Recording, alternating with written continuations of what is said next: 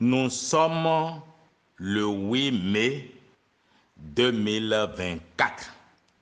Chers compatriotes, depuis 2 jours, vous faites d'une situation entre le Bénin et la Chine, vous faites de cette situation votre chou gras et chacun y va de son interprétation. Le Niger garde sa frontière fermée à Gaïa. Soit Gaïa en souffre, Malanville en souffre. Ça, ce n'est pas un problème. Si le Niger veut garder sa frontière fermée, basta, c'est son choix. Et personne ne peut l'obliger, ne peut même condamner le Niger de garder sa frontière à Gaïa fermée. Quand le Niger sera fatigué de garder sa frontière fermée, le Niger va l'ouvrir. Donc, je veux rassurer chacun de vous que ce n'est pas parce que le Niger garde sa frontière à Gaïa fermée que le Bénin interdit à la Chine de venir charger le pétrole. Oui, et le président Bazoum ne se trompait pas. Le pétrole du Niger est devenu aussi le pétrole du Bénin. Et je vais vous expliquer cette phrase-là. Pipeline depuis les puits de pétrole jusqu'à Sémé.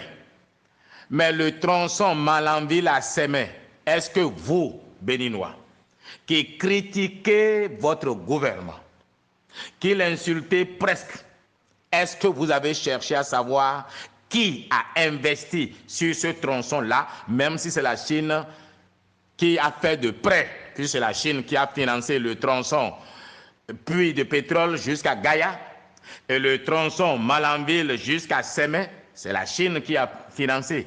Mais qui est propriétaire au fait? Qui doit payer cette dette-là à la Chine? Eh bien, le tronçon Malanville-Sémé, c'est le Bénin qui doit rembourser cette dette-là à la Chine. Et il est bien convenu que le fait que ce pipeline soit le véhicule, mais qui fait transiter, ou plutôt qui fait arriver, ou bien qui transporte le pétrole depuis les puits jusqu'au bateau, eh bien, il y a $15, si ma mémoire est bonne, $15 par baril qui est payé. Une proportion est payée en tenant compte de kilométrage et puits de pétrole Gaïa, et l'autre proportion en tenant compte du kilométrage Malanville-Sémé. $15 qui sont partagés entre les deux tronçons de pipeline. Mais en dehors de ça, il y a le droit de passage qui est payé, ma foi, à notre pays parce que le pétrole passe sur notre territoire. Pour vous dire quoi, pour faire simple. Vous savez, moi j'ai été enseignant. Eh bien, à imaginer que le Niger et la Chine aient financé à 100% l'installation du pipeline des puits de pétrole jusqu'à Sémé, le Niger aurait toujours payé de royalties puisque ça s'appelle le droit de passage, puisqu'il y a son pétrole qui passe sur le territoire béninois. Mais au-delà de ça, le Bénin a investi dans la construction du tronçon de pipeline qui passe sur son territoire. Ça, c'est un. Maintenant, venons à ce qui peut justifier et qui justifie, à mon sens, ce que vous appelez crise.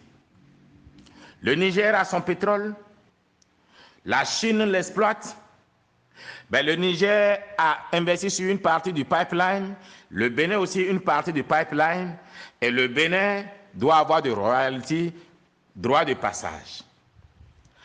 Mais il y a crise entre le Bénin et le Niger, je vous le concède. Mais la crise entre le Bénin et le Niger n'a rien à voir avec les accords pétroliers. Non, pas du tout. La Russie est en guerre avec l'Ukraine, mais ça n'empêche pas les Russes de se rencontrer avec les Ukrainiens sur le passage du gaz qui passe sur le territoire ukrainien et les Russes continuent de payer des royalties, le droit de passage sur le territoire de l'Ukraine. Et pour que l'Ukraine soit payée, il faut qu'on sache la quantité qui est passée. Les États-Unis sont en guerre par proxy avec la Russie. Ça n'a pas arrêté que la Russie continue de livrer de l'uranium enrichi, mais aux États-Unis et d'autres produits. Le Bénin n'est même pas en guerre avec le Niger. Mais voici deux pays pauvres où l'orgueil et le peu de sens de l'État et des populations et des dirigeants, moi je reste moi-même, va finir par détruire nos pays. Franchement, qu'est-ce qui est arrivé au point où le Niger va ouvrir sa frontière? Oh non, les Français sont installés à Kandi. Les Russes ne sont-ils pas installés à Niamey? Et si les Russes sont à Niamey, si les Français veulent attaquer, les Russes ne peuvent-ils pas les neutraliser? Non, maintenant ça suffit, cette comédie-là. Basta, ya, ça suffit. Les peuples sont pris en otage. Le peuple nigérien pris en otage, le peuple béninois pris en otage. C'est ça la réalité. Gaïa souffre, Malanville souffre. Ça, c'est quoi ça? Ça, ce n'est qu'une parenthèse. Revenons maintenant au sujet. Mais la Chine envoie un bateau qui n'est même pas encore arrivé à Cotonou. Il faudrait que vous le sachiez. Le bateau chinois n'est pas encore dans les eaux béninoises. Ça s'approche, oui. Mais pour venir charger le pétrole. Mais quel pétrole?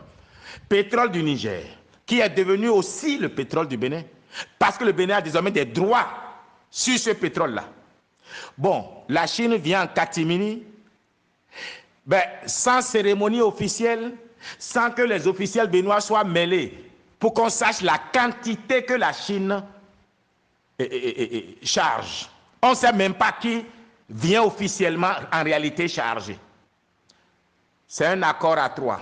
La Chine au milieu, le Niger, le Bénin. Nous ne savons pas si le Niger est associé, mais nous savons que le Bénin n'est pas associé. Quel Chinois vient charger, on ne le sait pas réellement. Mais on sait qu'il y a un bateau qui vient parce que les cuves sont remplies.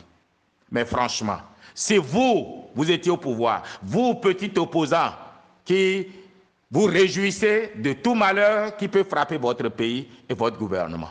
Vous, si vous aviez été président au pouvoir, est-ce que vous permettrez à la Chine de charger sans savoir la quantité qu'on charge? Parce que le droit de passage qui doit être payé au Bénin sera calculé sur la quantité qui est chargée. Comment vous le savez si vous n'avez pas été mêlé au chargement?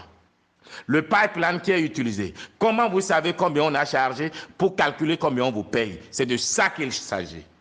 Ce n'est pas une question politique, ce n'est pas une question diplomatique, c'est une question économique. Et nous avons un gouvernement fait d'hommes sages, pas des idiots comme vous croyez.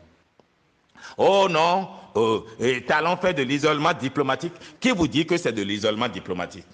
Oh non, Talon tient Tiani par les couilles, par le cou. Non, pas du tout. Talon n'a que de tenir Tiani par les testicules, les coups et quoi encore.